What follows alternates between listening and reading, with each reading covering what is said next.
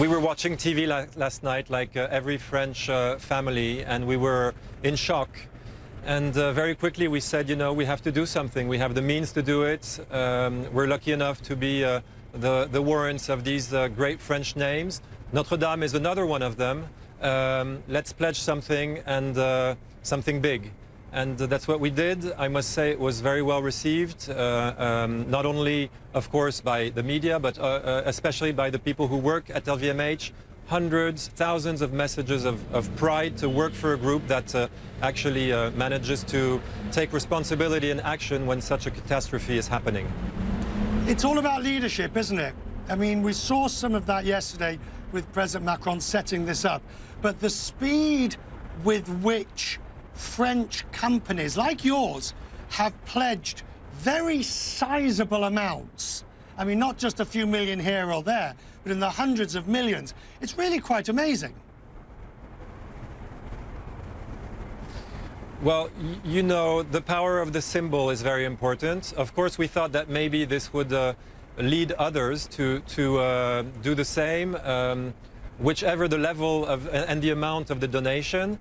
But also, you know, we thought that whatever we do, we have to donate money, but we also have to donate time. And the second part of our donation is we propose everybody in the group to be available to the French authorities and the people who are going to reconstruct this cathedral for anything architectural. And, you know, we know how to build not only stores, but we also built a big museum just in Bois de Boulogne a few years ago. Creative, you never know what's going to happen during this reconstruction. Maybe you'll need to wrap it up. Maybe you'll need to have designers have, you know, some sort of out-of-the-box ideas to help. Financial, of course, we know how to do that. We're not saying that we're going to replace the state, but I'm sure that you know well in the States that sometimes the private sector can help and have even more ideas. I mean, that is the key to this, isn't it? The public sector, the government, has to be the seed corn. But for something like Notre Dame, this project has to be something that the people are involved in. Would you agree? I do. Notre Dame is one of the most emblematic churches in the world, but it's also a symbol of France.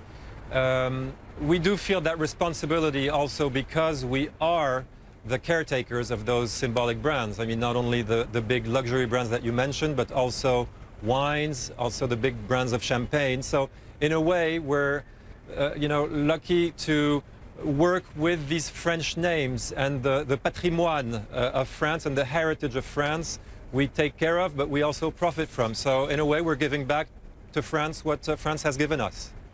Antoine, I'm seeing a lot this morning in the New York Times, in the London newspapers, people who are in Paris drawing similes of this to the current state of affairs in France.